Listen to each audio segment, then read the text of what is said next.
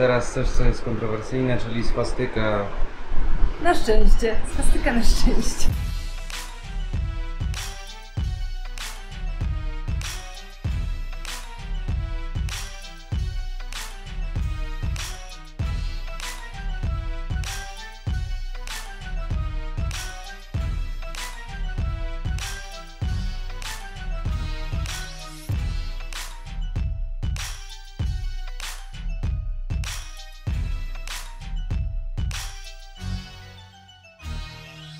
Namaste. Zobaczcie, kamperem do Indii, Taj Mahal za nami. Jesteśmy. Dojechaliśmy mimo wielu tysięcy kilometrów. Mimo wielu trudności. Jeden z celów tej długiej drogi. podróży, tej wyprawy jest osiągnięty. A jeśli nie subskrybujesz jeszcze naszego kanału i chciałbyś zobaczyć o wiele ciekawsze rzeczy, bo jest ich pełno na naszym kanale, to nie zapomnij, kliknij teraz w subskrybuj. I w dzwoneczek, żeby przypominał Ci o nowych filmach. Szukaliśmy krowy i krowa jest. Bo mamy szpinak. Co my mamy? Szpinak. Końcówki ze szpinaku. Bo dzisiaj rano jedliśmy omlet na śniadanie. Końcówki ze szczypiorku. I starą pietruszkę, bo tutaj pietruszkę sprzedają w kilogramowych porcjach i nie zdążyliśmy zjeść. Ona wszystko wymłóci. A i kapustę starą. Jak z nią sobie poradzi? Ona lubi. Tak jak małpy. Miała być dla małpy, ale małpy nie spotkaliśmy, a zaraz nam to wszystko zgnije. Śmieszna jest ta krówka, taka jest z garbem. Tak, mogę ją pokazać. Pokaż ją, bo nie mam tak długiej ręki. Proszę pani, czy wie pani, że będzie pani na polskim YouTubie? Jedząca kapustę? Dobra, wysypię to dalej, bo zaraz zrobimy, tu już się korek robi. Są też kolorowe ciężarówki w Indiach, ale jest ich mniej niż w Pakistanie.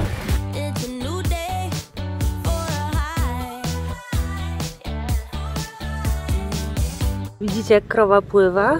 Chłodzi się w wodzie. Zapływa, codzienna dawka pływania. Sport, krowi sport. Ja myślę, że ona się chłodzi, bo dzisiaj jest ogromny upał. Teraz jest na Ukrainie, nam już wystarczy. Wojen.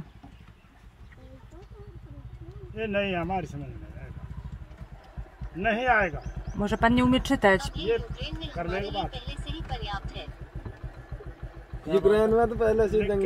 Tak jest za każdym razem, jak się stanie tylko na chwilę sprawdzić mapę, tych ludzi nagle się robi 15, nie wiadomo skąd. Dili? Dili. Delhi.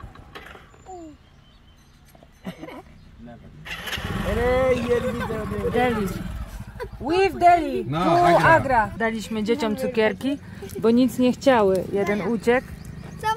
O, tam biegnie, tam biegnie. Uciekł. A tutaj dziewczynka ma piękną hennę na ręce. You have Mandy. Mandy. O, beautiful. Ale czad.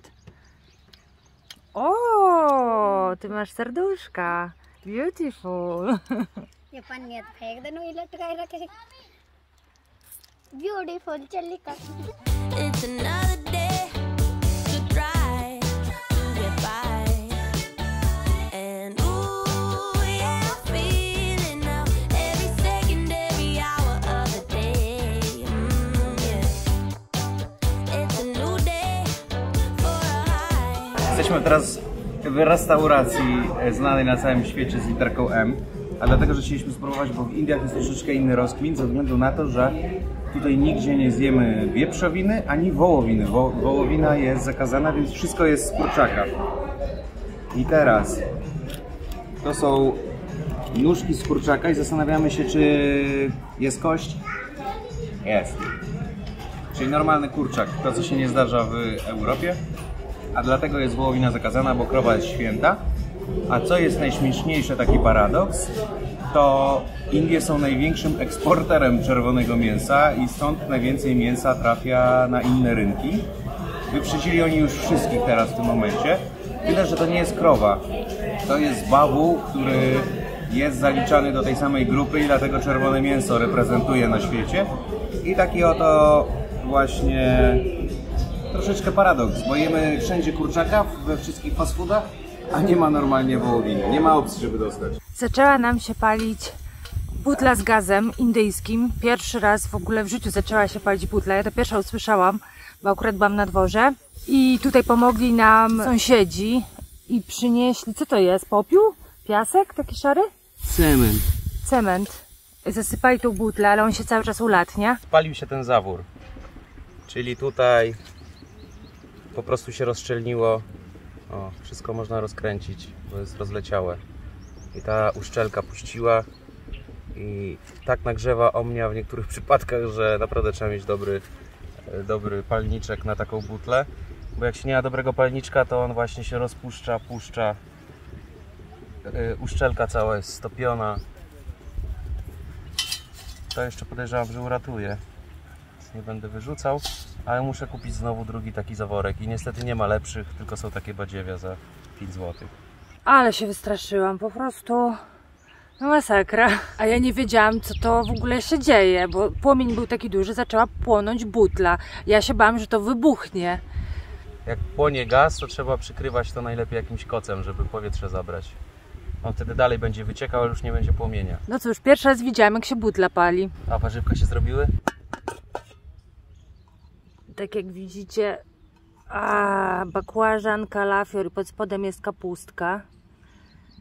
Co, zrobione? No nie, jeszcze im brakuje. Może tuk-tuki nie należą do Bezpieczniejszych środków transportu. najbardziej komfortowych, miałem na myśli, ale są jednak najtańsze i warto sobie zainstalować jakąś apkę, żeby nie brać po prostu tuk-tuka z ulicy, ze względu na to, że oni białych ludzi dziwnie liczą, ale jak się z apki zamawia, to nawet jakieś takie odległości typu 10 km to jest około 5 zł, więc spoko.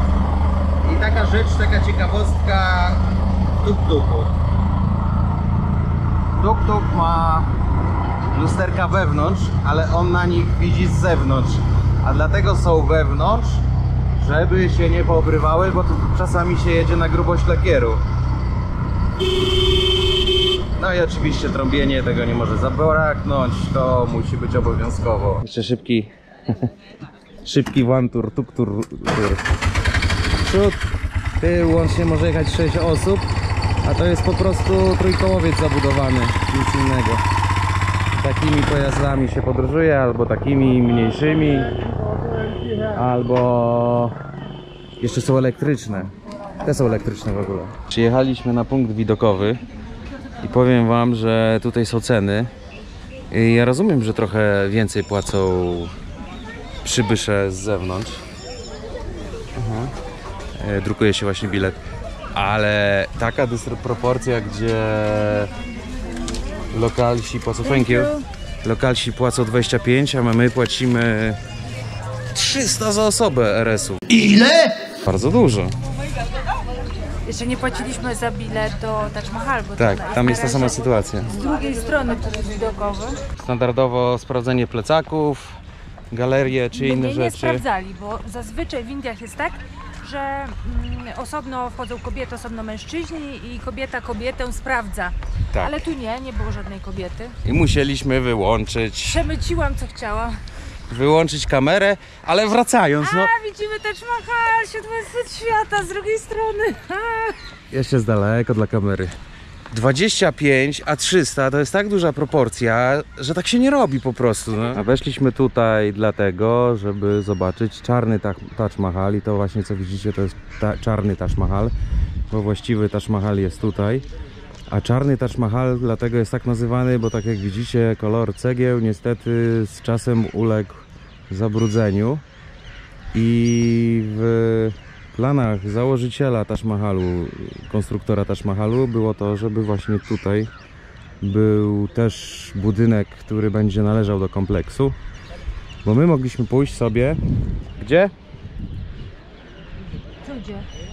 Za darmo, za tymi drutami kolczastymi. Tak, właśnie odkryliśmy brutalną prawdę, że mogliśmy to zrobić za darmo i nie płacić ile? 300 Teraz do Ciebie dotarło ile? 300 RS-ów? za osobę. Za osobę. No to wciul drogo. Ale jeśli będziecie tutaj... Zobaczenie Taj Mahal od tyłu to bardzo drogo.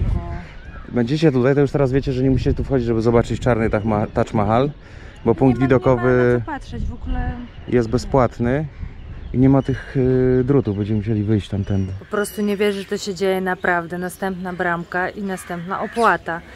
Teraz to jest taka opłata, wejście bez drutów kolczastych, bo wtedy zapłaciliśmy po 300 rupii za druty kolczaste, no i zdjęcia były takie słabe. A tu myśleliśmy, że może za darmo wejść, a nie, też się płaci. Zanim jednak zabierzemy Was na odkrywanie wnętrza Taj Mahalu, to warto nadmienić to, dlaczego Taj Mahal jest jednym z nowych 7 cudów świata i jaka była historia tego, że on się tutaj znalazł na tej liście. Historia jest bardzo ciekawa, bo do momentu, kiedy nie powstała nowa lista, operowaliśmy listą starożytnych 7 cudów świata i 7... Z których nie pozostało, znaczy pozostał jeden. I on też, czyli mamy tu na myśli piramidę piramidy egipskie zostały automatycznie wpisane na nową listę 7 cudów świata, czyli tak jakby są 8. cudem świata, ale tak, tylko ta jedna atrakcja została na tej starożytnej liście, a poza tym większość rzeczy, większość zabytków, które znajdowały się na tej liście starożytnej, to były rzeczy, które znali Grecy, bo to właśnie Grecy taką inicjatywę zapoczątkowali i w 2007 roku 07/07/2007 przyznajcie się, kto z naszych widzów brał wtedy ślub albo nie wiem, ma urodziny. Tak. Miał urodziny, już to było dawno temu. Taka ładna data, czyli te same 7 miały właśnie podkreślać to wydarzenie, które było transmitowane na całym świecie w 170 krajach. My też byliśmy na ślubie. My też byliśmy. Na ślubie. Napiszcie nam w komentarzu, pozdrawiamy kto jest 07/07. Kasię i Grześka. Właśnie wtedy też oni brali ślub, bo data jest fajna, łatwo ją zapamiętać i zostało to ogłoszone na stadionie w Lizbonie, czyli w stolicy Portugalii, ale robiła to jedna z fundacji, która została założona w Szwajcarii. I to właśnie z jej inicjatywy powstało coś takiego jak głosowanie. Początkowo lista obiektów, która znajdowała się, to było ponad 70 właśnie takich i z tych 70 już na samym stadionie podczas imprezy zaprezentowanych było 21. Przez cały... Dlaczego? Co? No, obiektów różnego typu. Do konkursu. Do konkursu. Obiektów. Tak. I jeśli chodzi o samo głosowanie, to tutaj pamiętacie, bo ja sam brałem, Aldona brała, wszyscy brali kiedyś udział w Polsce, kiedy założono listę 7 cudów natury, które między innymi kandydatem stały się tutaj Mazury i wszyscy... Nasze polskie Mazury. Jak to właśnie u nas bywa, wtedy się zjednoczyli i zaczęli głosować. Wtedy się Polacy budzą i wszyscy głosują. Niestety Mazurom się nie udało. Bo nas jest za mało i o to tutaj chodzi. Tak. Między innymi tak domniewamy, to jeśli to chodzi... jest nasz pomysł. Nic nie wiemy na pewno, ale skoro Indie są w tej chwili już chyba najludniejszą populacją na świecie, bo gonią Chiny, a nawet niektórzy mówią, że już przegonili te Chiny w populacji, no to jak oni się wzięli za głosowanie, tak jak oni się wzięli za nasz Instagram, mamy mnóstwo ludzi z Indii, zaraz po Polsce następnie obserwujące to są właśnie teraz z Indii. No to jest efekt po prostu skali, nie, efekt skali, bo jest ich dużo. W to głosowanie, podobnie jak w tego typu inicjatywy, zaangażowali się politycy, wszystkie turystyczne organizacje, które za to odpowiadały i tym sposobem Taj Mahal, to nie jest prawidłowa polska wymowa, bo powinno się mówić Taj Mahal, stał się jednym z tych obiektów na tej nowej liście. A co jest jeszcze interesujące, jest to najmłodszy z obiektów, najmłodsza budowla, która na tej liście... To nie świątynia, tylko grobowiec. Tak, która na tej liście się znalazła, bo ona ma stosunkowo do tego, co zostało wybrane w tych 7 cudach świata. No nie będziemy chyba próbować wymienić, chociaż chyba znamy. Mur chiński to jest raz, Machu Picchu, ten pałac na górce to jest 2. Rio de Janeiro. Tak, posąg Jezusa to jest 3, Taj Mahal to jest 4, 5 to jest 5. Tak się ćwiczy mózg, żeby nie używać telefonu, bo teraz wszystko jest w telefonie podane Na pewno na tacy. to jest nasz pierwszy cud świata. To jest nasz pierwszy. Do tego Mamy jeszcze nadzieję, nie jest ostatni. w Meksyku 5, pamiętam. W Meksyku to jest świątynia Majów. Nazwy teraz też nie pamiętam. Zostało nam jeszcze 2. Na pewno też w Grecji. W Rzymie to jest Koloseum. Koloseum. Mamy I 6. teraz w Grecji. I 7 jest, mi się wydaje, w Tajlandii, ale nie pamiętam co. Pojawi się teraz na ekranie, żeby już was nie To w trzymać. Grecji teraz nie ma żadnego? Nie, bo to nie jest grecka. No i bardzo dobrze. I tak wygląda historia tego, w jaki sposób te cuda świata się znalazły. Co jest ważne, taką organizacją, która w głównej mierze tworzy jakąś listę ciekawych rzeczy, to jest UNESCO. No i wiele obiektów jest wpisanych na listę UNESCO. I UNESCO się odcięło od tej organizacji, tych 7 cudów świata. Ale jak widzicie, opłaciło się to Indusom, żeby głosowanie wyszło dobrze, bo w tym momencie obiekt jest piękny, to trzeba mu przyznać, nawet na punkcie widokowym, gdzie jesteśmy. Ale opłaciłem się w tym sensie, że teraz Że kasują nas ile razy więcej za bilety? 10 razy więcej za bilet, a to A to spowodowało, że tutaj w Agrze bardzo dużo ludzi przyjeżdża. No bo są tacy zaliczacze, nie? Przylatuje do Delhi i zalicza tylko, więc zalicza stolicę, tutaj blisko, Agra jest blisko stolicy, więc tu i taki mają pogląd na temat Indii, dziwny trochę dla nas, bo ten region nie przedstawia całych Indii, one Tak. są tak zróżnicowane, są tak inne. Do głowy mi nie przychodzi, bo tutaj na przykład ta rzeka strasznie śmierdzi i na przykład do głowy mi nie przychodzi, że gdzieś w ogóle te rzeki mogą być czyste, bo nie odwiedzają Indie, tak, Himalajów. to jest tak skomplikowany tygiel wszystkiego, że tutaj nie da się tego ogarnąć w bardzo krótkim czasie i ciężko jest czasami się odnaleźć, bo to jest całkiem inny świat, tym bardziej jak się nie zostawi swoich jakichś przekonań gdzieś tam z tyłu, to ciężko się funkcjonuje, bo jednak w perspektywie czasu, jak my tutaj żyjemy, to Europa jest dosyć mocno ułożona i te wszystkie zasady, to wszystko to powoduje pewien taki komfort, że o innych rzeczach się nie myśli. A tutaj na bieżąco wszystko trzeba analizować, wszystko myśleć, cały czas robić, bo to się dzieje Bo oni nie myślą, ad hoc, tak, właśnie.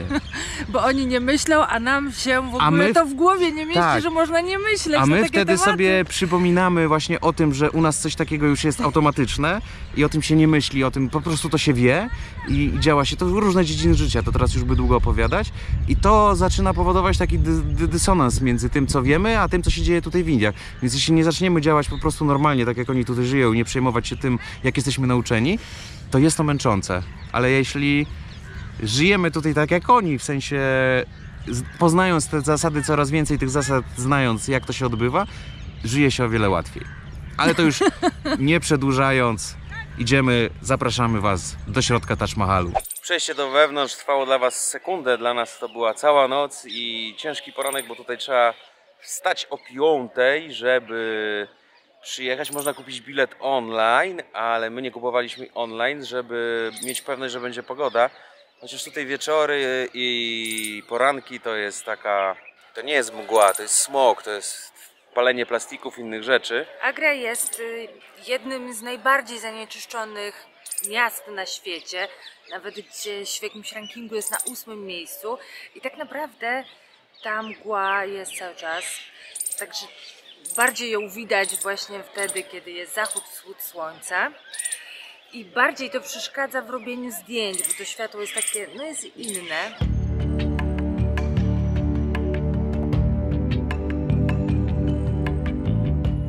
Możecie nas gorzej słyszeć, bo zabrali nam mikrofony, wnieść można tylko aparat, podstawowe rzeczy, to było zbyt profesjonalne, tu nie można w ogóle nagrywać oficjalnie, więc my to co robimy teraz to jest zabronione.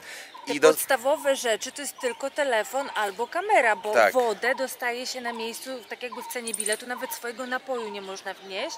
Nic a nic. Nie można tu jeść. Wstaliśmy też tak rano z myślą o tym, że tu będzie mniej ludzi, ale Tu chyba nie ma takiej sytuacji, że jest mniej ludzi i Może jak pada. Trzeba by może... było spróbować. I zabraliśmy was tutaj po to, żeby wyjaśnić teraz historię wewnątrz. To, co widzicie za nami, ten najbardziej rozpoznawalny budynek, pałac na świecie, bo Taj Mahal to jest w ogóle tłumaczenie najwspanialszy pałac, to jest nic innego jak grób. Tutaj Grobowiec. W sensie mauzoleum. Tak.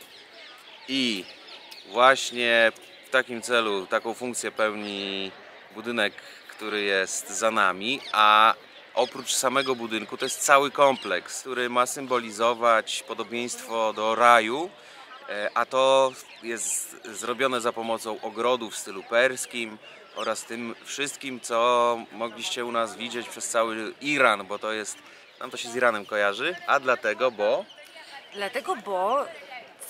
cały ten grobowiec jest muzułmański i to, co nas najbardziej zaskoczyło w Indiach, to nie są śmieci, to nie są zapachy, to nie są te rzeczy, z którymi się kojarzą Indie, tylko to, że tak wielu mieszka tutaj muzułmanów. tak.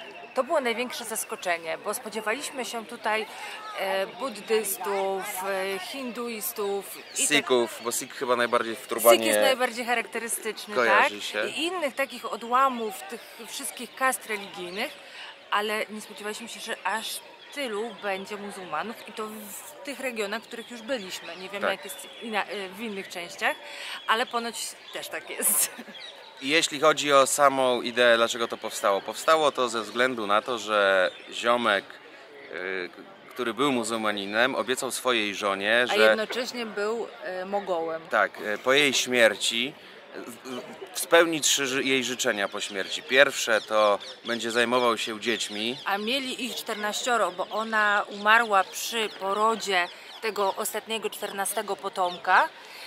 I dlatego chciała, żeby zaopiekował się tymi dziećmi i tak sobie wymyśliła na łożu śmierci, że chciałaby, żeby on udowodnił swoją miłość na 2 sposoby. Po pierwsze, nie ożenił się ponownie, a po drugie, żeby wybudował jej właśnie takie mauzoleum. I teraz, jeśli chodzi o mauzoleum, to zrobił je bardzo znakomite. Postarał się chłop, Tak. bo tam podobno ona jest w złotej trumnie. A to jeszcze przed i jeszcze nami. są diamenty i jakieś tam perły. A jeśli chodzi o obietnicę tego, żeby się nie ożenić, to się rzeczywiście nie ożenił, bo miał konkubiny, chyba ulubione polskie słowo. I chyba przez te konkubiny wygląda to tak znakomicie, żeby gdzieś sobie zaleczyć swoje poczucie. Ja myślę, że ona źle sformułowała swoje życzenie. Być może. Ja to porównałem do Iranu, ale tutaj Gostek się bardziej postarał, bo użył do tego białego marmuru, Ale marmur biały już nie jest ze względu na zanieczyszczenia w mieście i postanowiono w związku z tym, że w promieniu 50 km od Taj Mahal nie można nic produkować, nie ma żadnych fabryk. ale Ale Indusi bardzo dobrze nadrabiają za fabryki i palą wszelaki plastik.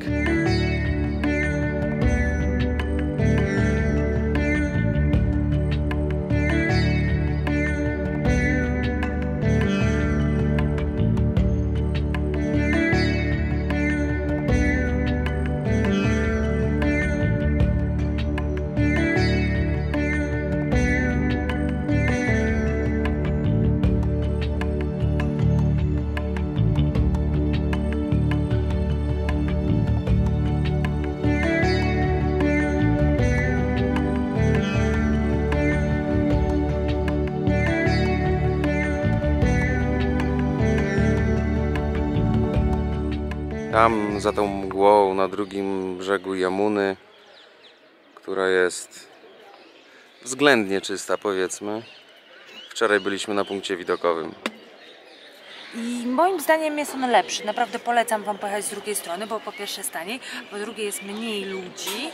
Nie ma całego tego spędu. No chyba, że chcecie koniecznie zobaczyć to, co jest w środku mauzoleum. No to niestety trzeba zapłacić, trzeba być z tej strony i męczyć się z tymi wszystkimi ludźmi, którzy wchodzą w kadr, nikt na nikogo nie patrzy. Ciężko taką grupę ludzi, Jest cokolwiek, Jest żeby Jest to męczące. ktoś na ciebie zważał uwagę. Każdy chce dobre zdjęcie. Tak.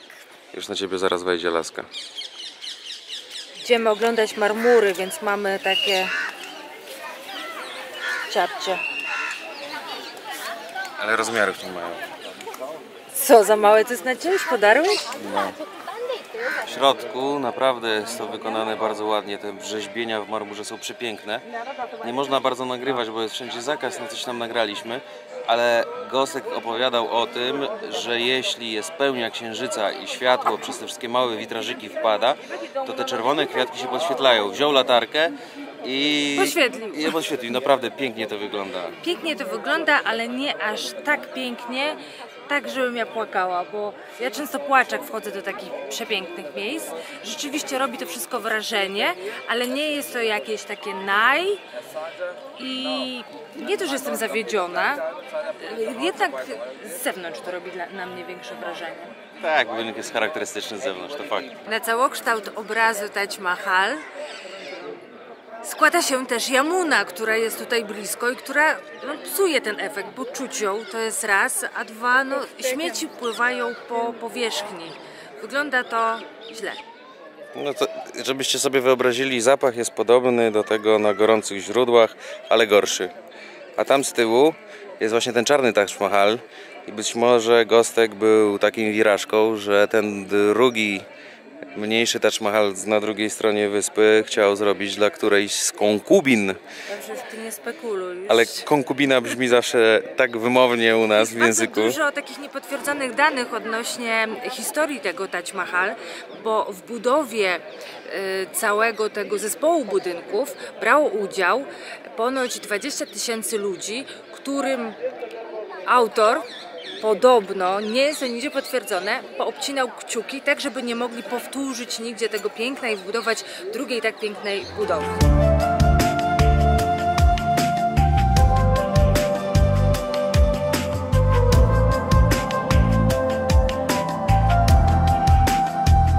Jest taka moda tutaj, że ci przewodnicy, fotografowie, bo oczywiście też są tacy, którzy robią zdjęcia profesjonalnie, powiedzmy, że tam możesz sobie potem wybrać kilka zdjęć.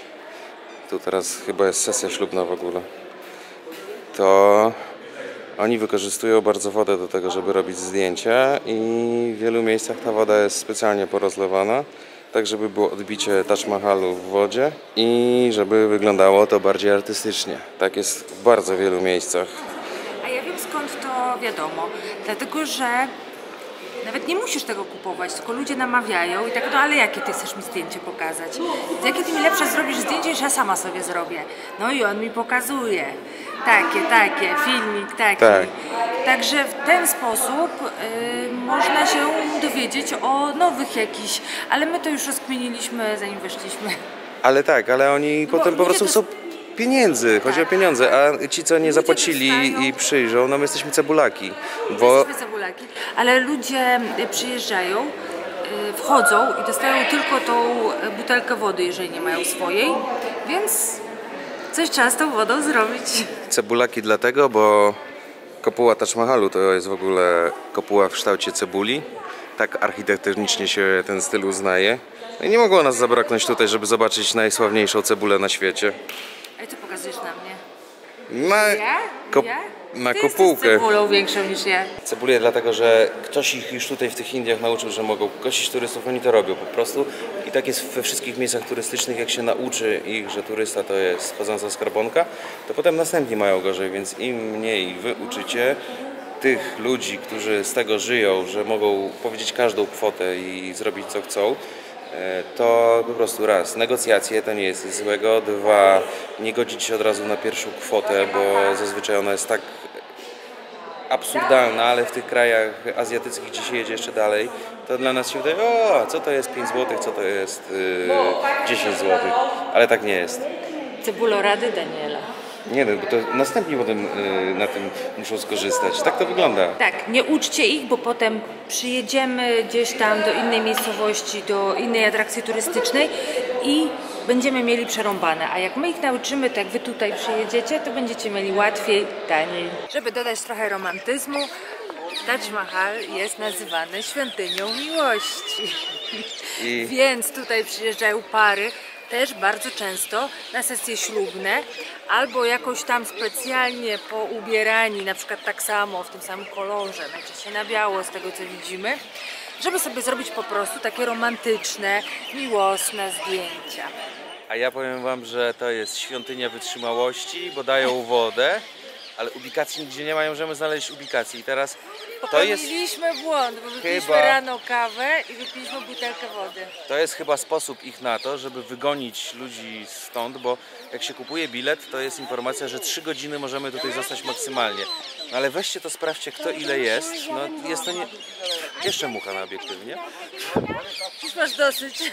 Jest to niemożliwe, żeby sprawdzić ile tutaj czasu kto przebywa, dlatego dają wodę i naszym zdaniem ubikacje są gdzieś skierowane tak usytuowane, żeby było Żeby nikt ciężko. nie sikał. A my się zaraz sikamy. Wybieramy dla wszystkich patronów, sponsorów i wszystkich osób, które nam pomogły dojechać tutaj suweniry, pamiątki. Wybieramy teraz to wszystko.